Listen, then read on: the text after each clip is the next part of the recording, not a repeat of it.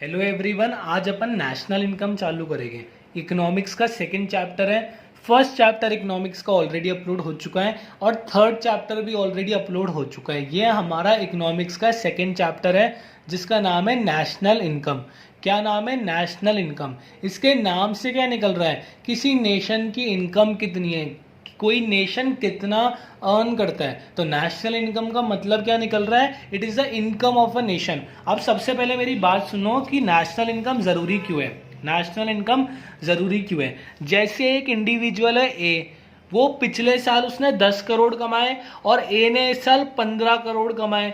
तो हमें इससे क्या पता लगा? हमें इसकी इनकम निकालने से क्या पता लगा? हमने इसकी इनकम को प्रीवियस ईयर से कंपेयर करा और बोला कि यार ये तो प्रोग्रेस कर रहा है, ये तो बंदा डेवलपमेंट में है, मतलब ये बंदे की प्रोग्रेस हो रही है। ठीक है, अच्छा कमा रहा है ये। पिछले साल इसने इतने कमाए, इस साल इसने उससे ज़्यादा कमाए। और एक बी है, उसने 5 करोड़ कमाए और इस साल उसने 6 करोड़ कमाए। तो इन दोनों का कंपैरिजन करा तो इससे क्या पता लगा? इससे ये पता लगा कि यार ये ज़्यादा अच्छा है, मतलब इसकी इनकम ज़्यादा है, ये ज़्यादा प्रॉस्परस इंसान है।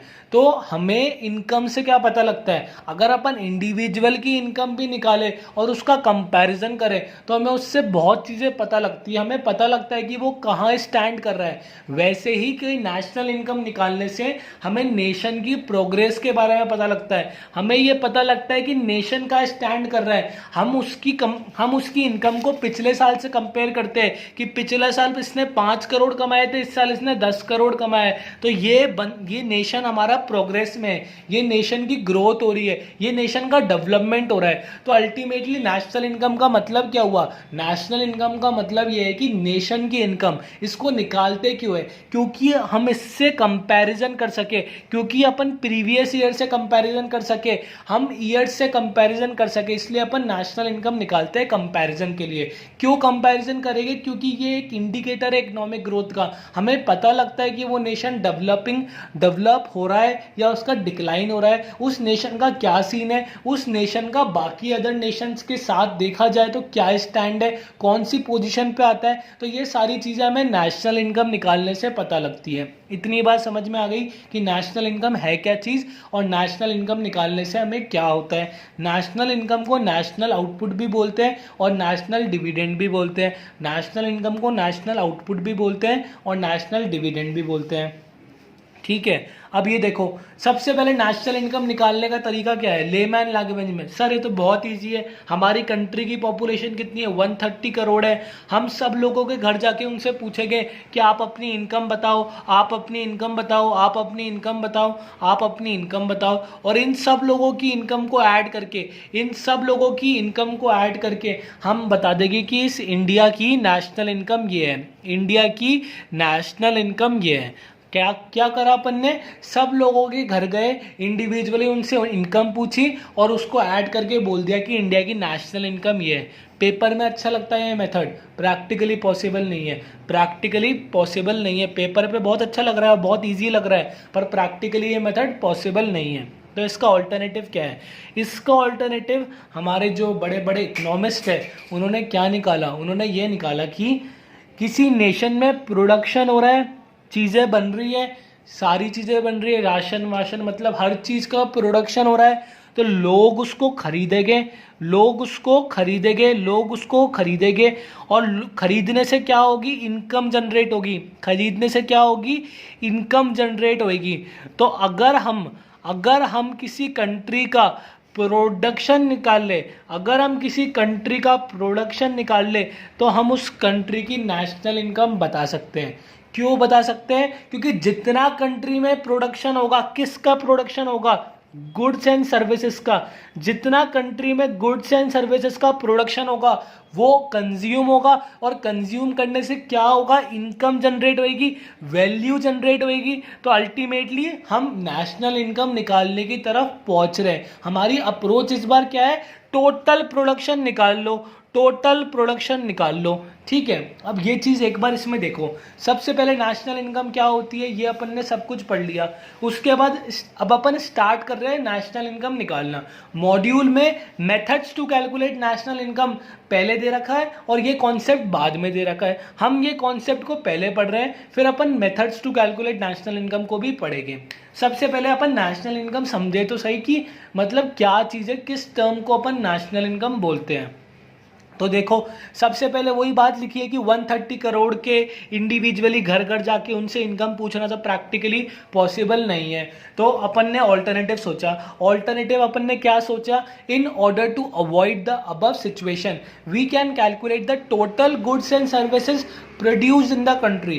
टोटल गुड्स एंड सर्विसेज निकाल लो, क्योंकि ये सर्विसेज को कोई बाय करेगा, ये सेल होएगी और सेल होने से अल्टीमेटली इनकम जनरेट होएगी, वैल्यू जनरेट होएगी। ठीक है भाई, बहुत अच्छा दिमाग लगाया। तो हमने क्या करा, total value of final goods and services produced in a year in a country. क्या लिखा, टोटल वैल्यू ऑफ फाइनल। मतलब फाइनल का मतलब क्या हुआ, बहुत इनकी है ना, मतलब बहुत माइन्यूट मीनिंग है, इनको ढंग से समझना है।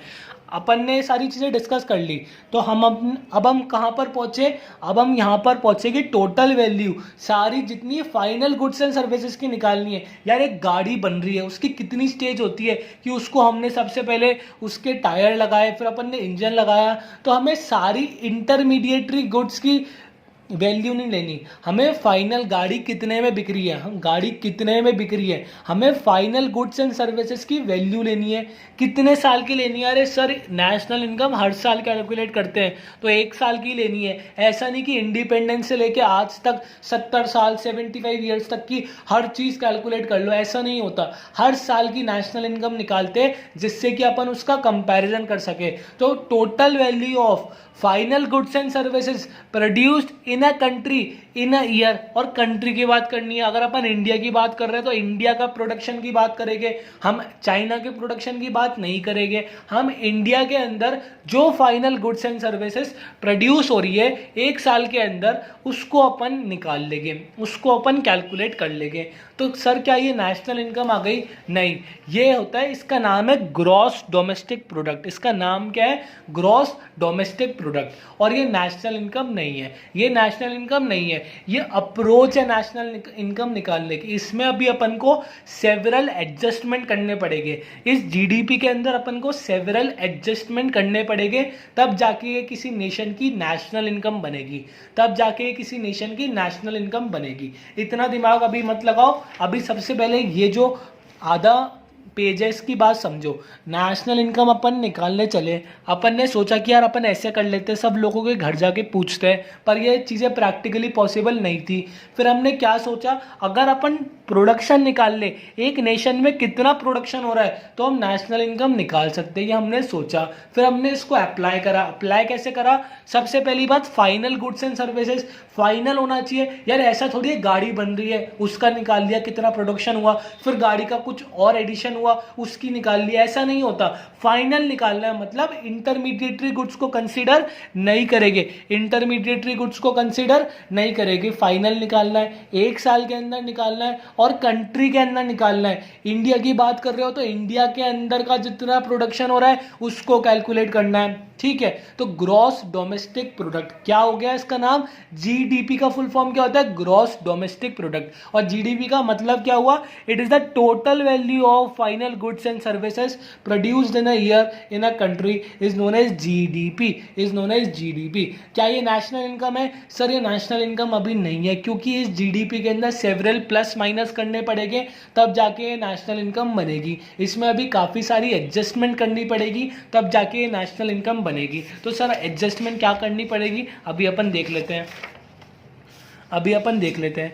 सबसे पहली बात, ये जो जीडीपी आई, ये जो हमारी जीडीपी आई, इसमें क्या अपन ने इंपोर्ट और एक्सपोर्ट, क्या हमने इंपोर्ट और एक्सपोर्ट को बैलेंस करा या नहीं करा? सर बैलेंस तो करा ही नहीं।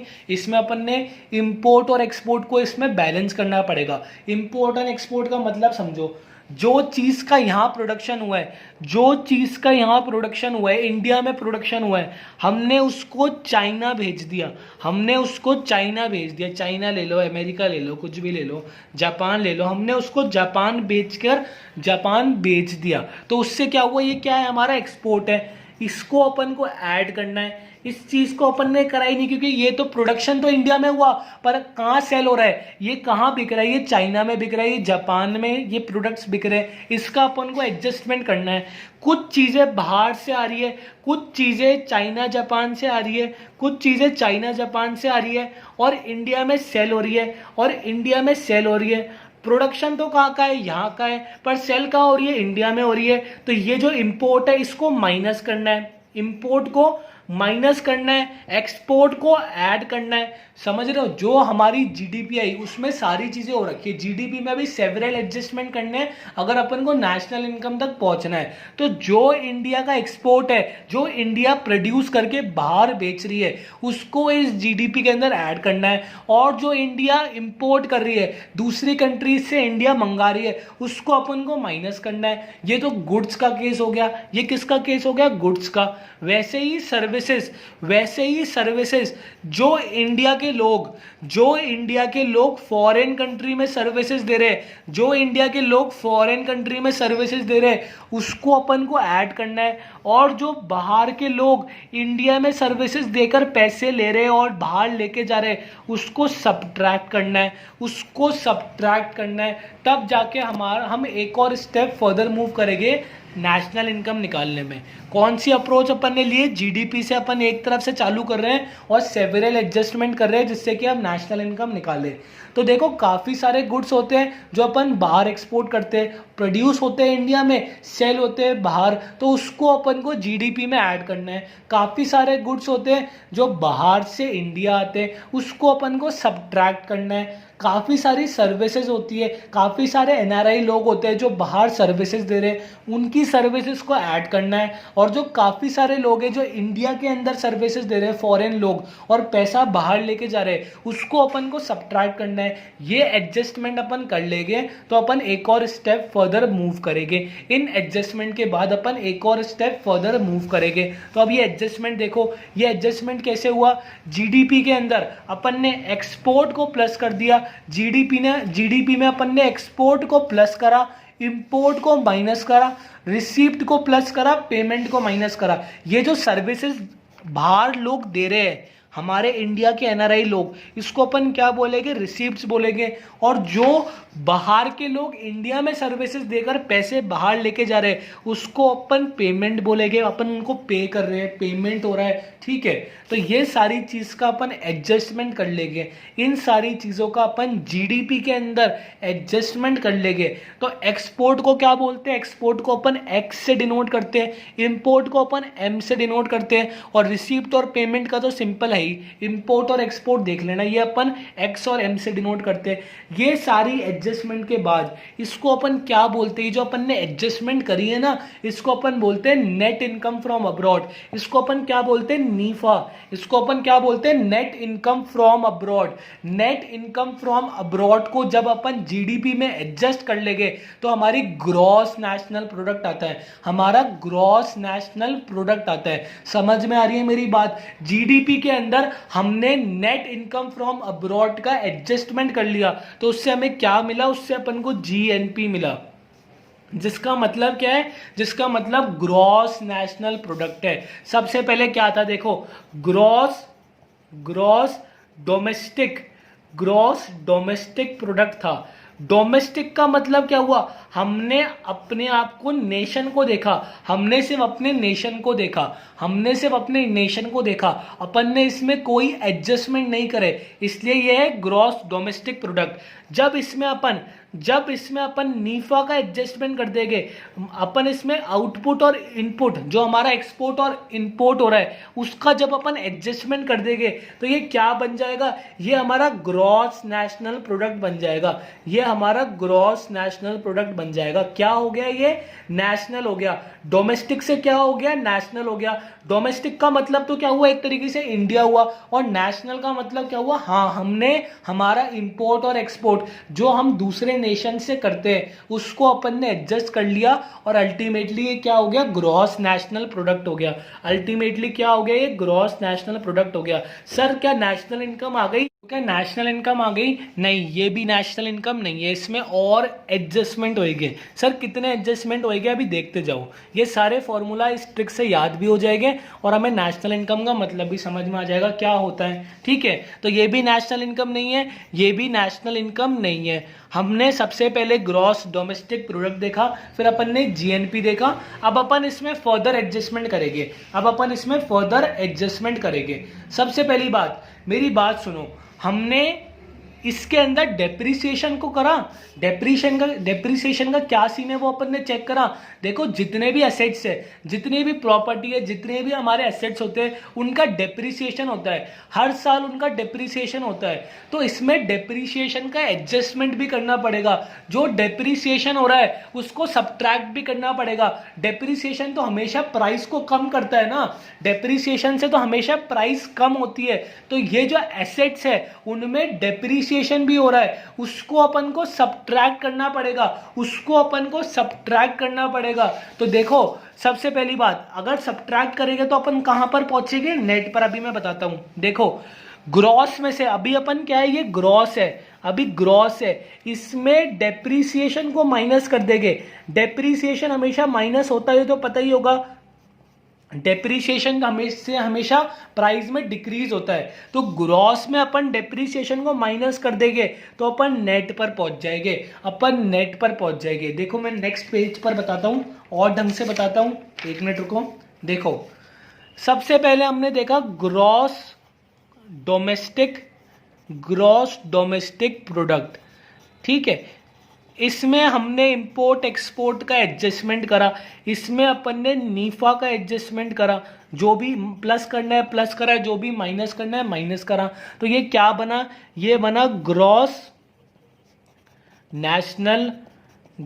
नेशनल प्रोडक्ट बना, ठीक है। ये पहला फॉर्मूला हुआ। अब देखो इसके, अब जब हम ग्रॉस के अंदर डेप्रीसिएशन को माइनस कर देंगे ना, तो जो भी फॉर्मूला अपन ने सीखे उसके आगे नेट लगा दो, उसके आगे नेट लगा दो, ग्रॉस की जगह नेट लगा दो, क्योंकि हमने डेप्रीसिएशन का माइनस करके एक अपन ने नेट प्राइस निकाल ली। अपन ने क्या निकाल ली, नेट प्राइस निकाल ली। तो अब देखो इसके अंदर अपन डेप्रीसिएशन माइनस करते हैं तो ये क्या हो गया, ये हो गया नेट नेशनल प्रोडक्ट। ये क्या हो गया, नेट नेशनल प्रोडक्ट हो गया, ठीक है। यहां तक अभी तक अपन ने सीखा। तो ये हमारा एनएनपी आया। अगर अपन इसके अंदर डायरेक्ट डेप्रीसिएशन को कर देते हैं तो ये क्या हो जाएगा, डायरेक्ट डेप्रीसिएशन को कर दिया तो ये हमारा हो जाएगा net domestic product. Net domestic product हो गया, नेट डोमेस्टिक प्रोडक्ट हो गया, ठीक है। तो समझ में आ रही है मेरी बात या नहीं आ रही? 4 फॉर्मूले अपन ने देखे, अपन ने 1 से 2 करा, 2 से 4 करा। समझ में आ रही है? थोड़ा देखो कोरिलेट करो, कोई बात नहीं, अगर समझ में नहीं आ रहा तो 2 मिनट मेरी बात सुनो। सबसे पहला फॉर्मूला क्या होता है, ग्रॉस डोमेस्टिक प्रोडक्ट होता है। इतनी बात ध्यान रखो, डोमेस्टिक के अंदर जब हम नीफा का एडजस्टमेंट करते हैं, नीफा का मतलब क्या हुआ, नीफा का मतलब हुआ नेट इनकम फ्रॉम अब्रॉड। जब हम डोमेस्टिक के अंदर नीफा का एडजस्टमेंट जब भी करेंगे तो वो क्या बन जाएगा, वो नेशनल बन जाएगा। वो डोमेस्टिक की जगह क्या बन जाएगा, नेशनल बन जाएगा। इतनी बात समझ में आई? हाँ सर इतनी बात समझ में आ गई। तो ये 2 फॉर्मूले समझ में आ गए? हाँ सर ये 2 फॉर्मूले समझ में आ गए। अब देखो अब क्या हुआ, ग्रॉस की जगह, ग्रॉस के अंदर जब अपन डेप्रीसिएशन को माइनस कर देंगे, जितनी एसेट्स का डेप्रीसिएशन हो रहा है उसको अगर अपन सब्ट्रैक्ट कर देंगे तो अपन कहां पहुंचेंगे, हम नेट पर पहुंच जाएंगे। हम ग्रॉस की जगह किस पर पहुंच जाएंगे, नेट पर पहुंच जाएंगे। अगर हम इसमें एडजस्टमेंट कर सकते हैं तो हम इसमें भी एडजस्टमेंट कर सकते हैं। इसमें भी अपन ने ग्रॉस के अंदर डेप्रीसिएशन को माइनस कर दिया और अपन नेट पर पहुंच गए, और हम नेट पर पहुंच गए। और ये क्या फॉर्मूला बन गया, गया, ये नेट डोमेस्टिक प्रोडक्ट आ गया, ग्रॉस डोमेस्टिक प्रोडक्ट आ गया, ग्रॉस नेशनल प्रोडक्ट आ गया और नेट नेशनल प्रोडक्ट आ गया। सर इनमें से नेशनल इनकम कौन सी है? इनमें से कोई भी नेशनल इनकम नहीं है, क्योंकि सबसे रिफाइंड फॉर्मूला अभी तक कौन सा है? हमारा ये वाला है। इसमें हमने नीफा का भी एडजस्टमेंट कर रखा है, इसमें हमने नीफा का भी एडजस्टमेंट कर रखा है और इसमें अपन ने डेप्रीसिएशन को भी माइनस कर रखा है। तो ये सबसे अच्छा हमारा अपग्रेडेड फॉर्मूला है, पर इसके अंदर अभी और कमी है, इसके अंदर अपन को और चेंजेस करने पड़ेंगे, तब जाके ये नेशनल इनकम होगा। सर अब और कितने चेंजेस करने हैं देखते जाओ। एक और लास्ट चेंज करना है, उसके बाद हमारा नेशनल इनकम का फॉर्मूला निकल जाएगा। यहां तक कोई दिक्कतें नहीं होनी चाहिए। एक बार मैं दोबारा समझाता हूं। देखो नेशनल इनकम क्या चीज है? नेशनल इनकम क्या चीज है? नेशनल इनकम है किसी कंट्री की इनकम, किसी नेशन की इनकम, उसको अपन क्या बोलते हैं? नेशनल इनकम बोलते हैं। ठीक है, नेशनल इनकम जरूरी क्यों है? हमें किसी कंट्री की ग्रोथ को पिछले ईयर की ग्रोथ से कंपेयर करना हो या किसी दूसरी कंट्री से कंपेयर करना हो, तो उसके लिए अपन नेशनल इनकम की मदद लेते हैं। सबके घर जाके इंडिविजुअली उनकी इनकम पूछना और फिर ऐड करना प्रैक्टिकली पॉसिबल नहीं है। दूसरा मेथड क्या है कि हमने प्रोडक्शन, जितना प्रोडक्शन हुआ है कंट्री में, जितनी गुड्स एंड सर्विसेज का प्रोडक्शन हुआ है, वो अल्टीमेटली सेल होएगी और उसके सेल होने से इनकम जनरेट होएगी। तो इससे अच्छा अपन सारा प्रोडक्शन ले लेते हैं, सारा प्रोडक्शन अपन कैलकुलेट कर लेते हैं, तो उससे अपन को नेशनल इनकम में मदद मिलेगी। तो हमने सारा प्रोडक्शन, जो भी फाइनल गुड्स एंड सर्विसेज का जितना प्रोडक्शन एक कंट्री में एक साल में हो रहा है, उसको अपन ने कैलकुलेट कर लिया और उसका नाम हमने दे दिया जीडीपी। जीडीपी के अंदर अभी अपन को सेवरल एडजस्टमेंट करने हैं अगर हमको नेशनल इनकम पर पहुंचना है। सबसे पहली बात, डोमेस्टिक के अंदर अगर अपन नीफा का एडजस्टमेंट करेंगे, अपन एक्सपोर्ट और इंपोर्ट, जो हमारी गुड्स एंड सर्विसेज है, जो एक्सपोर्ट और इंपोर्ट हो रही है, जब अपन उसका एडजस्टमेंट कर देंगे तो ये हमारा नेशनल हो जाएगा। जीडीपी क्या बन जाएगा? ग्रॉस नेशनल प्रोडक्ट बन जाएगा। और जब अपन ग्रॉस के अंदर डेप्रीसिएशन का एडजस्टमेंट कर देंगे तो अल्टीमेटली वो नेट बन जाएगा। तो हमने एक फॉर्मूला देखा, फिर हमने इसका एडजस्टमेंट करके दूसरा फॉर्मूला देखा ग्रॉस नेशनल प्रोडक्ट का, फिर हमने इन दोनों के अंदर, फिर इन दोनों फॉर्मूले के अंदर हमारा डेप्रीसिएशन को एडजस्ट कर लिया और हमने एनडीपी देखा और हमने एनएनपी देखा। मोस्ट रिफाइंड फॉर्मूला कौन सा है? एनएनपी का है। क्यों है? क्योंकि इसके अंदर हमारा नेट भी, हमारा डेप्रीसिएशन भी है और इसमें हमारा नीफा का एडजस्टमेंट भी है। तो क्या ये नेशनल इनकम है? ये अभी तक नेशनल इनकम नहीं है, इसमें एक और एडजस्टमेंट करेंगे फिर ये नेशनल इनकम आ जाएगी। तो इतनी बात समझ में आई। डोमेस्टिक में नीफा का एडजस्टमेंट क्या बना देता है? इसको नेशनल बना देता है। और ग्रॉस में डेप्रीसिएशन का सब्ट्रैक्शन क्या बना देता है? इसको नेट बना देता है। तो ये हमने थोड़ा बेस बनाया। अब लास्ट चीज देखो, ये जितनी भी चीजें अपन ने डिस्कस करी ना, जितनी भी चीजें अपन ने डिस्कस करी है, ये सारी मार्केट प्राइस पर थी। ये जितने अपन ने 4 फॉर्मूले अभी तक डिस्कस करे ना, ये सारे मार्केट प्राइस पे थे। मार्केट प्राइस का मतलब क्या होता है? एमआरपी पे थे। एमआरपी के नीचे क्या लिखा होता है? Inclusive of all the taxes. समझ में आ रही है मेरी बात? ये सारे फॉर्मूले जो अपन ने चारों डिस्कस करे, ये हमारे एमआरपी पे थे। एमआरपी के नीचे क्या लिखा होता है? Inclusive of all the taxes.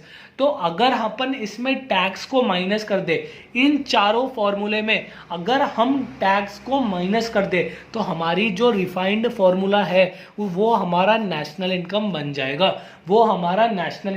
जाएगा। देखो, टैक्स को इंक्लूड करने का कोई मतलब नहीं है, हमें अपनी total final value of production add करना है। अगर उसमें टैक्स इंक्लूड हो रहा है तो वो प्रोडक्शन का पार्ट थोड़ी हुआ, वो तो हमारा मतलब एक एडिशनल चीज है, तो उसको अपन को सब्ट्रैक्ट करना है। तो देखो मेरी बात, सबसे पहली बात क्या चीज है?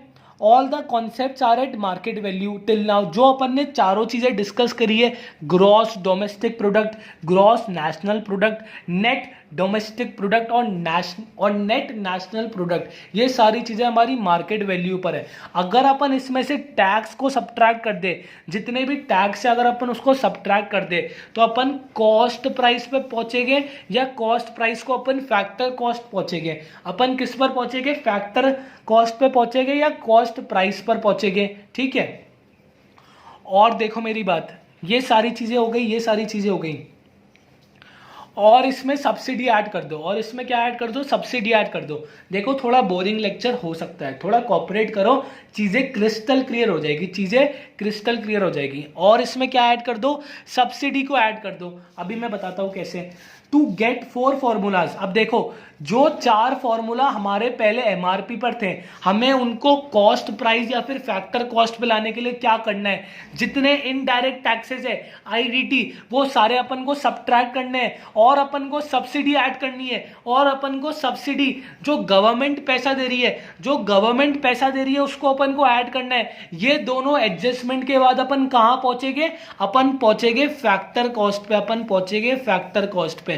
समझ में आ रही है मेरी बात? सबसे पहले अपन ने फॉर्मूला क्या देखा, सबसे पहले अपन ने जीडीपी देखा, अपन ने किस पर देखा, जीडीपी एट मार्केट प्राइस देखा। इसको अपन, इसके अंदर अपन ने टैक्सेस को माइनस कर दिया, सब्सिडी को ऐड कर दी, तो अपन अल्टीमेटली कहां पहुंच गए, अपन ग्रॉस डोमेस्टिक प्राइस पर पहुंच गए, जो कि फैक्टर कॉस्ट पे, जो कि कॉस्ट प्राइस पे, जो कि फैक्टर कॉस्ट पे। अपन ने सेकंड फॉर्मूला क्या देखा, अपन ने जीएनपी देखा, नीफा का एडजस्टमेंट के बाद जो फॉर्मूला देखा वो अपन ने जीएनपी देखा। इसके किस पर देखा, ये अपन ने मार्केट प्राइस पर देखा। इसमें आईडीटी और सब्सिडी का अपन ने एडजस्टमेंट कर लिया, तो अपन अल्टीमेटली कहां पहुंच गए, अपन फैक्टर कॉस्ट पर पहुंच गए।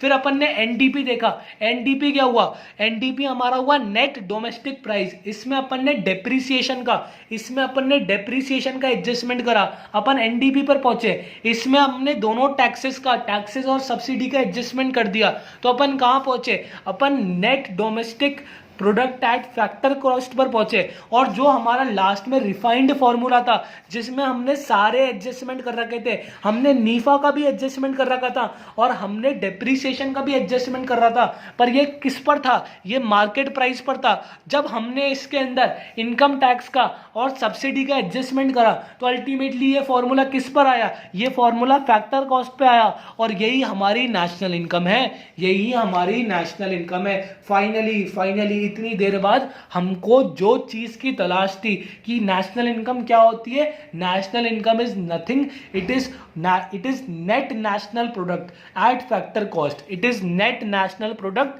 Eight factor cost, net national product at factor cost, यही हमारी नेशनल इनकम है, यही हमारी नेशनल इनकम है। फाइनली अपन उस फॉर्मूले पर पहुंच गए जिसका अपन को मतलब क्या बोलते हैं उसे, तलाश थी, नेशनल इनकम। ठीक है, अब एक बार अपन स्टार्टिंग से दोबारा इसको रिवाइज कर लेते हैं, जिससे कि कोई भी कंफ्यूजन ना रहे, कोई भी कंफ्यूजन ना रहे। अपन ने नेशनल इनकम देख लिया था कि कैसे निकालने हैं, एक बार देखो फाइनली। अब खुद बताना मेरे को, जीडीपी के अंदर क्या करें सर। जीडीपी के अंदर बहुत सारे एडजस्टमेंट कर सकते हैं। सबसे पहले ये तो मार्केट प्राइस के अंदर है, तो आप मार्केट प्राइस लिख दो। अगर जीडीपी के अंदर हमने नीफा का एडजस्टमेंट करा, अगर जीडीपी के अंदर अपन ने नीफा का एडजस्टमेंट करा, तो सर ये जीएनपी बन जाएगी। हाँ एकदम सही है। किस पर बनेगी, ये भी मार्केट प्राइस पर बनेगी। ठीक है, अगर हमने जीडीपी के अंदर डेप्रीसिएशन को माइनस करा, डेप्रीसिएशन हमेशा माइनस होता है, डेप्रीसिएशन को माइनस करा तो ये क्या बन जाएगी, ये एनडीपी बन जाएगी। किस पर बनेगी, मार्केट प्राइस पर बनेगी। 3 फॉर्मूले हो गए। हमने जीएनपी के अंदर डेप्रीसिएशन को माइनस कर दिया, तो ये क्या बन जाएगा, ये एनएनपी बन जाएगा। किस पे बनेगा, मार्केट प्राइस पे बनेगा। ये हमारा मोस्ट रिफाइंड फॉर्मूला, इसमें हमने दोनों एडजस्टमेंट कर चुके हैं। अगर हम इसके अंदर फाइनल एडजस्टमेंट कर ले, जो कि सारे टैक्सेस को माइनस करना और जो गवर्नमेंट सब्सिडी दे रही है उसको प्लस करना, तो ये क्या बन जाएगा, ये एनएनपी बनेगा। किस पे बनेगा, एट फैक्टर कॉस्ट पे बन जाएगा, और यही हमारी नेशनल इनकम है। और इसका एडजस्टमेंट अपन बाकी सब में भी कर सकते हैं। कैसे कर सकते हैं, इसके अंदर भी इसका एडजस्टमेंट कर दो, टैक्सेस प्लस सब्सिडी का एडजस्टमेंट कर दो, तो ये क्या बन गया, एनडीपी एट हमारी फैक्टर कॉस्ट बन गया। इसके अंदर हमने माइनस टैक्स कर दिया प्लस सब्सिडी कर दिया, तो ये क्या बन गया, ये जीडीपी एट फैक्टर कॉस्ट बन गया। और फाइनली इसके अंदर भी अगर हमने माइनस टैक्सेस प्लस सब्सिडी का एडजस्टमेंट कर दिया, तो ये क्या बन गया, ये जीएनपी एट फैक्टर कॉस्ट बन गया। हमारी आधे घंटे की मेहनत को, जो हम नेशनल इनकम को समझने के लिए कर रहे थे, उन सारी चीज़ों को मैंने इतनी सी आधे पेज में समअप कर दिया कि हमें क्या क्या एडजस्टमेंट करने हैं, हमें क्यों क्यों एडजस्टमेंट करने हैं और किधर किधर एडजस्टमेंट करने हैं, ये सारी चीज़ें मैंने डिस्कस कर ली। और अल्टीमेटली ये जो चीज़ आई, जो जिसका नाम है नेट नेशनल प्रोडक्ट, यही हमारी नेशनल इनकम है, यही हमारी इनकम ऑफ द नेशन बोलो, नेशनल इनकम बोलो, नेशनल आउटपुट बोलो, नेशनल डिविडेंड बोलो, जो बोलना है बोलो, यही हमारी सारी चीज़ है। ठीक है, तो अपन ने इतना डिस्कस कर लिया। अब अपन मॉड्यूल के हिसाब से चलते हैं और मॉड्यूल के हिसाब से अपन को क्या करना है, मॉड्यूल के हिसाब से हमें methods to calculate national income देखने हैं, methods to calculate national income देखने हैं। एक बार देखो वो चीज़ें सारी आगे काम आएगी जो मैंने पढ़ाई है। सबसे पहले इंट्रोडक्शन अपन ने कर लिया, और ये जो टफ लाइंस लिखी थी ना कि नेशनल इनकम और net national income is gross national income और gross national product less depreciation, ये सारी चीज़ें बिना उन कॉन्सेप्ट के समझ नहीं आती। और ये जितनी चीज़ें पढ़ी है ये अभी आगे सब काम आ जाएगी जीडीपी जीएनपी में। तो ऐसा मत समझना कि अपन ने फालतू चीज़ें पढ़ी हैं, अपन ने सारी बहुत ढंग से चीज़ें पढ़ी है। अब अपन क्या कर रहे हैं, methods to measure national income कर रहे हैं। अब अपन क्या कर रहे हैं, methods to measure national income कर रहे हैं। तो सबसे पहले देखो कितने मेथड्स है नेशनल इनकम को मेजर करने के लिए। 3 मेथड है, एक का नाम है प्रोडक्ट मेथड, एक का नाम है इनकम मेथड और एक का नाम है एक्सपेंडिचर मेथड। कितने मेथड है, 3 मेथड। अगर कभी क्वेश्चन पेपर में आए एमसीक्यू में कि how many methods are there to calculate national income, तो आंसर क्या आएगा, 3 मेथड है। ये तीनों मेथड हो गए। ठीक है, प्रोडक्ट मेथड, प्रोडक्ट मेथड को अपन क्या बोलते हैं, वैल्यू एडेड मेथड भी बोलते हैं। प्रोडक्ट मेथड को अपन क्या बोलते हैं, वैल्यू एडेड मेथड भी बोलते हैं। इस चीज को ध्यान रखना।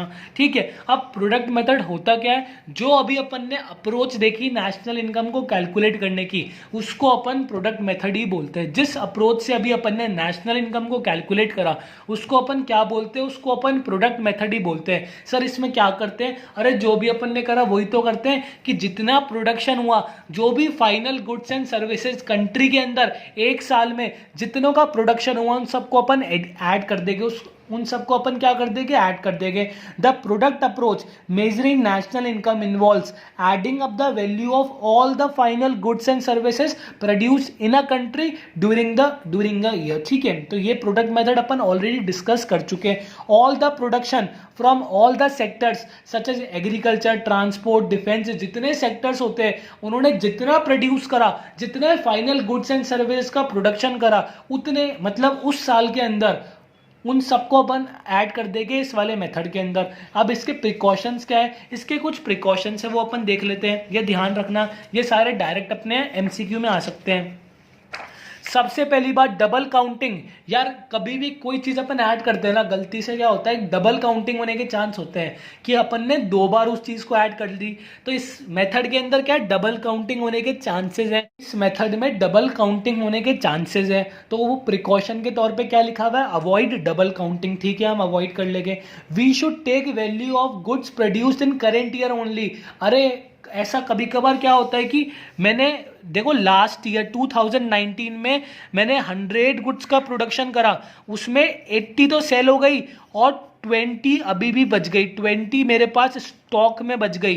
तो जो 2020 हुआ उसमें मैंने कितना प्रोडक्शन करा, मान लो मैंने 150 का प्रोडक्शन करा, तो क्या मैं 170 लूंगा, 170 लूंगा, 150 तो मैंने प्रोड्यूस करा और 20 मेरी पिछली बार की बची हुई है। ऐसा नहीं होता, ये जो 20 पिछली बार की बची हुई है ना, ये 2019 के नेशनल इनकम में ऑलरेडी काउंट हो चुकी है। हमें जो स्टॉक इस ईयर में बनाया है, जो स्टॉक इस ईयर में बनाया है, उसको ही अपन को काउंटिंग में लेना है, उसको ही अपन को काउंट में लेना है। तो वही चीज लिखी है, we should not consider the goods produced in previous years and were left unsold. कोई पुराने साल की बची हुई गुड्स हो उसको भी प्रोडक्शन में ले रहे हो, अरे उसको प्रोडक्शन में कैसे ले लोगे, उसका प्रोडक्शन तो ऑलरेडी पिछले ईयर के प्रोडक्शन में काउंट हो चुका है। तो इस ईयर में जितनी इस साल प्रोड्यूस हुई है अपन को उसको ही नेशनल इनकम कैलकुलेट करते हुए इस अप्रोच में लेना है। ठीक है, स्टॉक एप्रिसिएशन, कभी कभार क्या होता है इन्फ्लेशन से रेट बढ़ जाती है।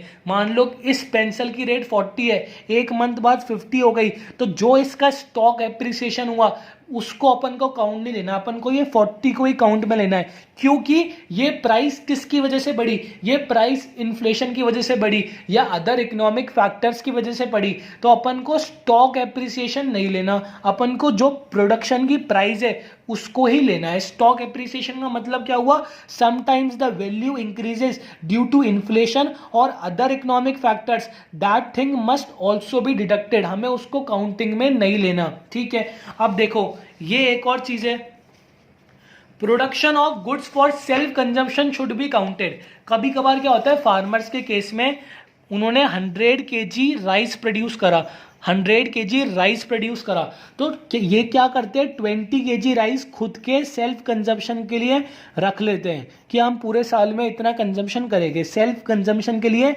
राइस रखते हैं। ठीक है, और कितना मार्केट में देते हैं, मार्केट में 80 kg देते हैं। तो ये क्या बोल रहा है, हमें प्रोडक्शन लेना है, हमें क्या लेना है, कितना प्रोड्यूस हुआ है, प्रोड्यूस कितना हुआ है, प्रोड्यूस तो 100 किलो हुआ है, तो हमें 100 किलो ही लेना है, चाहे वो 20 किलो खुद के लिए रख ले, चाहे वो 80 किलो खुद के लिए रख ले, चाहे वो 100 kg खुद के लिए रख ले, हमें कोई मतलब नहीं है, हमें तो जितना प्रोड्यूस हुआ है ना उतना लेना है।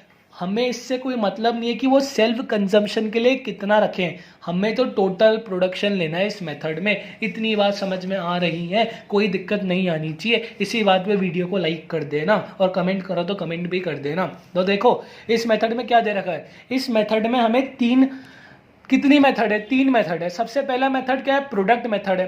प्रोडक्ट मेथड में क्या करते हैं, जितना प्रोडक्शन हुआ है फाइनल गुड्स एंड सर्विसेज का एक पर्टिकुलर ईयर में, एक पर्टिकुलर कंट्री में जितना प्रोडक्शन हुआ है उसको अपन ऐड कर लेंगे। ऐड करते हुए क्या हो सकता है, डबल काउंटिंग हो सकती है, तो उस चीज़ का अपन को ध्यान रखना है। अपन को स्टॉक एप्रिसिएशन को इंक्लूड नहीं करना, कोई स्टॉक की रेट अगर इन्फ्लेशन से बढ़ गई तो हमें उस की जो प्राइस ओरिजिनली थी उसको ही इंक्लूड करना है।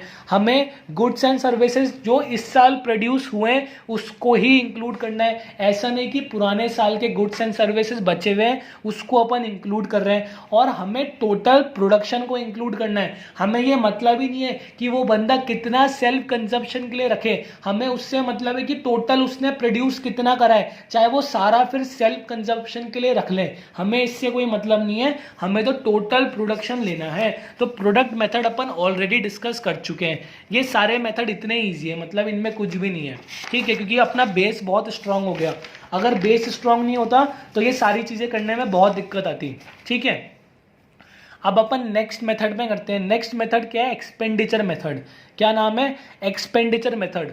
देखो इस वाली अप्रोच में क्या होता है, ये बोलता है कि जितने आप खर्चे कर रहे हो, जितने आप खर्चे कर रहे हो उन सबको ऐड कर लो, वो नेशनल इनकम हो गई।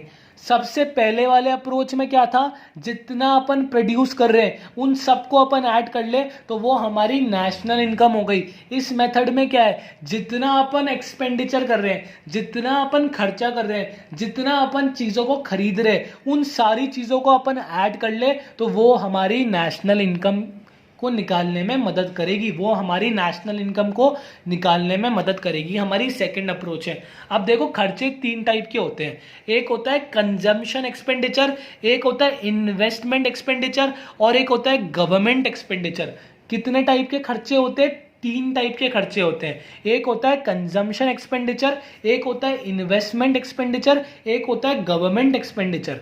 कंजम्पशन एक्सपेंडिचर क्या होता है, कंजम्पशन एक्सपेंडिचर होता है जो हमारी नीड्स को सेटिस्फाई करने के लिए हम खर्चे करते हैं। जैसे कि अपन राशन लाते हैं दुकानों से, अपन राशन शॉप से राशन लाते हैं, अपन फ्रूट्स परचेज करते हैं, हम डिनर करने बाहर जाते हैं, हम घूमने बाहर जाते हैं, हम शॉपिंग पे बाहर जाते हैं, हम कपड़े खरीदते हैं, हम शूज़ खरीदते हैं। तो ये सारी चीज़ क्या है, ये सारी हमारी नीड्स को सेटिस्फाई करने के खर्चे हैं। हमारी नीड्स को सेटिस्फाई करने के जो खर्चे होंगे उनको अपन बोलेंगे कंजम्पशन एक्सपेंडिचर, उनको अपन बोलेंगे कंजम्पशन एक्सपेंडिचर।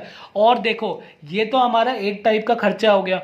दूसरे टाइप का खर्चा क्या होता है, दूसरे टाइप के खर्चे का नाम है इन्वेस्टमेंट एक्सपेंडिचर। दूसरे टाइप के खर्चे का क्या नाम है, इन्वेस्टमेंट एक्सपेंडिचर। इसके अंदर क्या होता है, जो हम खर्चे कर रहे हैं, एक मिनट रुको, जो हम खर्चे कर रहे हैं किसके लिए, एक तरीके से इन्वेस्टमेंट के लिए, मतलब हम खर्चा तो आज कर रहे हैं, पर हमें उम्मीद है ये फ्यूचर के अंदर हमें हमारे प्रोडक्शन को बढ़ाएगा। फॉर एग्जाम्पल, हमने आज एक फैक्ट्री खोली, हमने आज एक फैक्ट्री में, हमने एक इंडस्ट्री के अंदर हमने सैनिटाइजर बनाने वाली मशीन पे खर्चा करा। और क्यों खर्चा करा? क्योंकि हमें उम्मीद थी कि आगे जाके ये हमारे प्रोडक्शन को बढ़ाएगा, ये हमारे प्रोडक्शन को बढ़ाएगा। हमने क्यों करा? क्योंकि हमें उम्मीद थी ये आगे जाके हमारी एक तरीके से मनी जनरेट करेगा।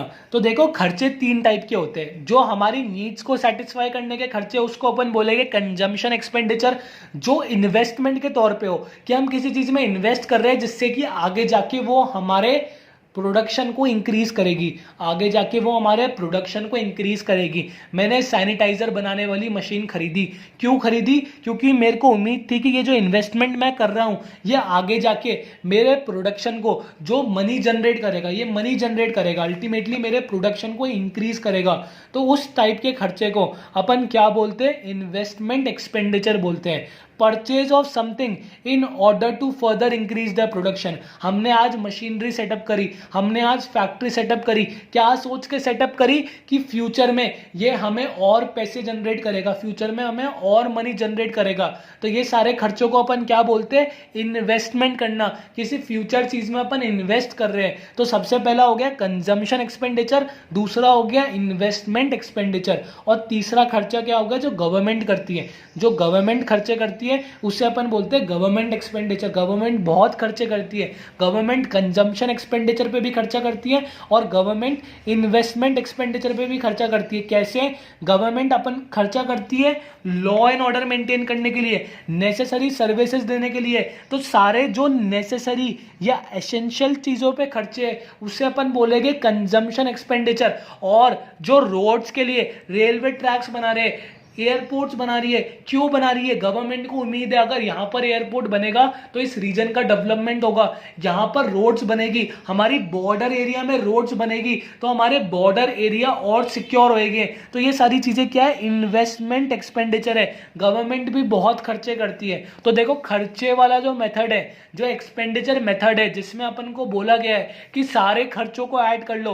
कितने टाइप के खर्चे हैं? सबसे पहला हमारा कंजम्पशन एक्सपेंडिचर है, फिर हमारा इन्वेस्टमेंट एक्सपेंडिचर है, फिर जो गवर्नमेंट खर्चा करती है उसे अपन कहते हैं गवर्नमेंट एक्सपेंडिचर। इन सब चीजों को अगर अपन ऐड कर लेंगे तो ये हमारी नेशनल इनकम को कैलकुलेट करने के अंदर मदद करेगा। और इस मेथड का नाम क्या है? Expenditure method. बहुत ईजी है, बहुत सिंपल है, इसमें कुछ भी नहीं है। समझ में आ रही होगी पूरी बात? ठीक है।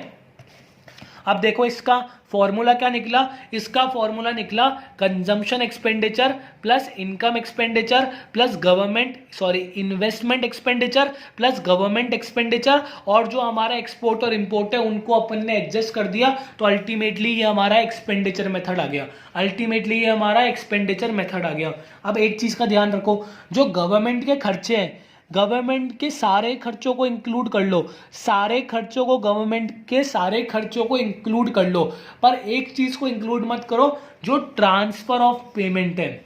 ये देखो, ट्रांसफर ऑफ पेमेंट को इंक्लूड मत करो, बाकी हर चीज को इंक्लूड कर लो। गवर्नमेंट जो रोड्स पे खर्चा कर रही है, जो असेंशियल सर्विसेज पे खर्चा कर रही है, गवर्नमेंट जितना भी खर्चा कर रही है सबको इस मेथड में इंक्लूड कर लो, पर गवर्नमेंट जो खर्चा ट्रांसफर ऑफ पेमेंट में कर रही है उसको इंक्लूड मत करो। ट्रांसफर ऑफ पेमेंट क्या होता है? ट्रांसफर ऑफ पेमेंट ये होता है कि जैसे अभी कोरोना वायरस चल रहा है तो गवर्नमेंट जो गरीब लोग हैं, जो गवर्नमेंट अनएम्प्लॉयड लोग हैं, उनको पर्टिकुलर वेजेस दे रही है। जैसे कि महीने के अंदर आपको 1000 रुपीज आपके डायरेक्ट अकाउंट में आएगा। तो जितनी भी गवर्नमेंट की वेलफेयर स्कीम्स है जिसमें डायरेक्ट गवर्नमेंट पैसा ट्रांसफर कर रही है एक पॉकेट से दूसरे पॉकेट में, एक अकाउंट से दूसरे अकाउंट में, जो गवर्नमेंट पैसे को ट्रांसफर कर रही है उसको अपन को कैलकुलेट नहीं करना। क्यों कैलकुलेट नहीं करना? यार, इससे कोई न्यू वैल्यू जनरेट नहीं हो रही, ये अपन एक ट्रांसफर कर रहे हैं, इससे कुछ प्रोडक्शन नहीं हो रहा, इससे कुछ न्यू वैल्यू जनरेट नहीं हो रही, इसलिए अपन इसको कैलकुलेट नहीं करेंगे। दोबारा देखो, सबसे पहला क्या है? 3 है इसके अंदर, इन तीनों को ऐड कर दोगे आपको एक्सपेंडिचर मेथड के थ्रू नेशनल इनकम मिल जाएगी। गवर्नमेंट एक्सपेंडिचर में क्या इंक्लूड नहीं करना? जो ट्रांसफर ऑफ पेमेंट आप कर रहे हो उसको इंक्लूड मत करो, बाकी हर चीज को इंक्लूड कर लो, हमें कोई ऑब्जेक्शन नहीं है। इसके प्रिकॉशंस क्या है? इसके प्रिकॉशंस देखो, कभी भी सेकेंड हैंड गुड्स पर जो खर्चा हुआ उसको इंक्लूड मत करना। क्यों इंक्लूड मत करना, जैसे मैं बताऊँ, उनको बहुत प्रैक्टिकल एग्जांपल दूंगा। ए ने 2019 में एक एक्टिवा का परचेज करा। किसका परचेज करा? एक्टिवा का परचेज करा। तो इसने उस एक्टिवा के लिए मान लो 50,000 रुपीज़ दिए, तो ये न्यू वैल्यू है। उसने 50,000 रुपीज़ दिए और एक्टिवा खरीदा, तो ये नया वैल्यू जनरेट हुआ। तो अपन ने इसको 2019 की नेशनल इनकम में कैलकुलेट कर लिया। 2020 में क्या हुआ? 2020 में एक बी है, बी ने ए को बोला तू मेरे को एक्टिवा दे दे, कितने में भी दे दे, मान ले 1 लाख में दे दे। भाई उसकी मर्जी, उसको उससे खरीदने का मन है, उसने कहा 1 लाख में भी दे दे, तो 1 लाख में उसने दे दी। तो ये जो 1 लाख है ना, इसको तुम नेशनल इनकम में कैलकुलेट मत करना, इसको खर्चे में कैलकुलेट मत करना। क्यों नहीं करना? क्योंकि कोई नई वैल्यू जनरेट नहीं हुई। ये जो एक्टिवा की जो वैल्यू थी ना 50,000 रुपए, ये ऑलरेडी 2019 में आ चुकी है। अभी आप क्या कर रहे हो? आप ट्रांसफर कर रहे हो, एक्टिवा दे रहे हो और एक्टिवा ले रहे हो। अगर ये बी नई एक्टिवा जाके खरीदता तो ये इंक्लूड होती। अगर हमने कोई सेकेंड हैंड चीज खरीदी है तो उस चीज को अपन को इंक्लूड नहीं करना खर्चे के अंदर। क्यों इंक्लूड नहीं करना? क्योंकि वो कोई नया खर्चा नहीं है, उससे कोई नई वैल्यू जनरेट नहीं हो रही। हम किसी नए प्रोडक्ट पर जब खर्चा करेंगे तब वो चीज हमारे नेशनल इनकम में कैलकुलेट होगी। इतनी बात समझ में आई? The expenditure on second hand goods should not be included. अब देखो सेकेंड हैंड गुड्स का मतलब क्या हुआ? जो ओल्ड शेयर हो। देखो 2 टाइप के शेयर होते हैं। एक जो अपन डायरेक्ट कंपनी से बाय करते हैं, जब कंपनी इनिशियली आईपीओ निकालती है तब अपन जो शेयर्स बाय करते हैं वो अपन सीधा कंपनी से बाय करते हैं, वो एकदम न्यू शेयर्स होते हैं। अगर अपन उसको खरीद रहे हैं तो कोई दिक्कत नहीं है, और उसको खरीदने के बाद अपन ट्रांसफर कर रहे हैं, एक शेयर दूसरे आदमी को दे रहे, शेयर को बेच रहे, खरीद रहे, वो सारी चीजें अपने ओल्ड शेयर बन जाते हैं। तो ओल्ड शेयर भी इंक्लूड नहीं होंगे। अगर आप नया शेयर, जैसे अगर आप नई एक्टिवा कंपनी से खरीद रहे हो तो कोई दिक्कत नहीं है, वो चीज इंक्लूड होगी। अगर आप नया शेयर डायरेक्ट कंपनी से खरीद रहे हो तो वो चीज इंक्लूड होगी। अगर आप एक्टिवा का ट्रांसफर कर रहे हो तो वो चीज इंक्लूड नहीं होगी। अगर आप शेयर का ट्रांसफर कर रहे हो तो वो चीज इस मेथड में इंक्लूड नहीं होगी। तो ये सारे प्रिकॉशंस हो गए। उसके बाद एक और चीज देखो, expenditure on transfer of payment by government such as unemployment benefit are not included. अगर कोई बंदा एम्प्लॉयड नहीं है तो हम उसको 1,000 रुपीज देंगे पर मंथ। तो ये सारी गवर्नमेंट की जो वेलफेयर स्कीम है जिसमें गवर्नमेंट ट्रांसफर ऑफ पेमेंट कर रही है, ये दोनों सेम पॉइंट है, जिसमें गवर्नमेंट ट्रांसफर ऑफ पेमेंट कर रही है, ये सारे खर्चे हमारे एक्सपेंडिचर मेथड में इंक्लूड नहीं होंगे। ये सारे खर्चे हमारे एक्सपेंडिचर मेथड में इंक्लूड नहीं होंगे। कोई भी दिक्कत नहीं आनी चाहिए, मैंने बहुत ढंग से समझाया है। अगर समझ में नहीं आया वीडियो को एक और बार देखो और मेरी बातों को लिखो, क्योंकि कभी कभार क्या होता है माइंड को देखने से समझ में नहीं आता जब तक वो चीज़ों को नोट डाउन नहीं करता। ठीक है, नोट सारे आ जाएंगे ग्रुप में, पर अगर समझ में नहीं आ रहा तो एक बार उस चीज़ को लिख के प्रैक्टिस करो, सब समझ में आएगा, कोई दिक्कत नहीं है। नेशनल इनकम क्या होता है ये मैंने बता दिया। ये मैंने आपको बता दिया कि अगर अपन जीडीपी के अंदर डेप्रिसिएशन का एडजस्टमेंट करेंगे तो अपन नेट पर पहुंचेंगे। अगर अपन डोमेस्टिक के अंदर नीफा का एडजस्टमेंट करेंगे तो अपन कहाँ पहुंचेंगे? नेशनल पे पहुंचेंगे। अब ये सारी चीज़ें क्या है? ये सारी चीज़ें मार्केट प्राइस पे। इन सबको कॉस्ट प्राइस में या फैक्टर कॉस्ट में कन्वर्ट करने के लिए हमें इनडायरेक्ट टैक्स को माइनस करना पड़ेगा और सब्सिडी को ऐड करना पड़ेगा। तो अल्टीमेटली जो हमारा आएगा एनएनपी एट फैक्टर कॉस्ट, वो हमारी नेशनल इनकम हो जाएगी। ये सारी चीजें अपन डिस्कस कर चुके हैं। मेथड्स क्या है नेशनल इनकम को कैलकुलेट करने के? पहला मेथड है प्रोडक्शन मेथड। जितना प्रोडक्शन हुआ है फाइनल गुड्स एंड सर्विसेज का, उन सबको ऐड कर दो। इसके प्रिकॉशंस अपन ने कर लिए। सेकंड मेथड क्या है? सेकंड मेथड हमारा एक्सपेंडिचर मेथड है। जितने तुमने खर्चे करे, खर्चे कितने टाइप के होते हैं? 3 टाइप के खर्चे होते हैं। जो बेसिक नीड, इसमें क्या होता है जितने टाइप के खर्चे हुए उन सबको ऐड कर दो। जो बेसिक नीड के हुए वो ये रहा, जो हमने इन्वेस्टमेंट के तौर पे करे वो ये रहा, जो गवर्नमेंट करती है वो ये रहा। उसमें ट्रांसफर ऑफ पेमेंट को इंक्लूड कर दो क्योंकि उसमें कोई नई वैल्यू जनरेट नहीं हो रही। ये सारी चीजें अपन ने कर ली। प्रिकॉशंस इनके देख लो, ये तीनों प्रिकॉशन उस पर ही बेस्ड है कि कोई सेकेंड हैंड चीज अगर होगी तो उसको अपन को इंक्लूड नहीं करना, क्योंकि वो ऑलरेडी जब उसने खरीदी थी नहीं तो वो ऑलरेडी हमारे नेशनल इनकम में इंक्लूड हो चुकी है। और लास्ट हमारा मेथड है इनकम मेथड, जो कि बहुत छोटा है, जो कि बहुत छोटा है। सबसे पहली बात इसके प्रिकॉशंस क्या है वो देखो। ट्रांसफर ऑफ पेमेंट को हमें एक्सक्लूड करना है, ये अपन ऑलरेडी देख चुके हैं।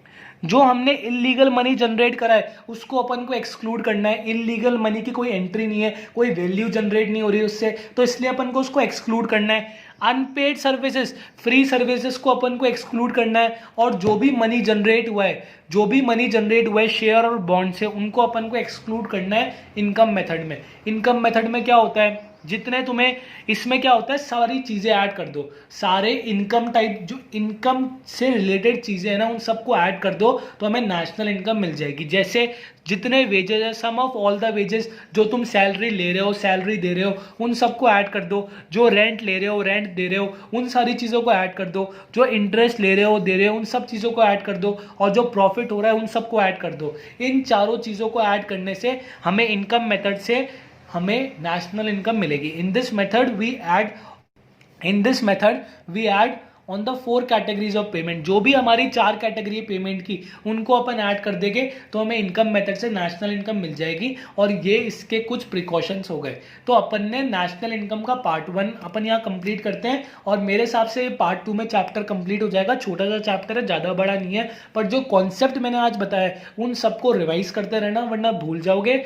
और एक बहुत बड़ी अनाउंसमेंट आने वाली है, उसका वेट करो। हो सकता है उसमें टाइम लगे, 7 डेज लगे, 6 डेज लगे, पर वो अनाउंसमेंट आप लोगों को डिसअपॉइंट नहीं करेगी, इस चीज़ की मैं गारंटी दे सकता हूँ। और जो लोग बिना चैनल को सब्सक्राइब करे देख रहे हैं, तो यार प्लीज़ चैनल सब्सक्राइब कर दो।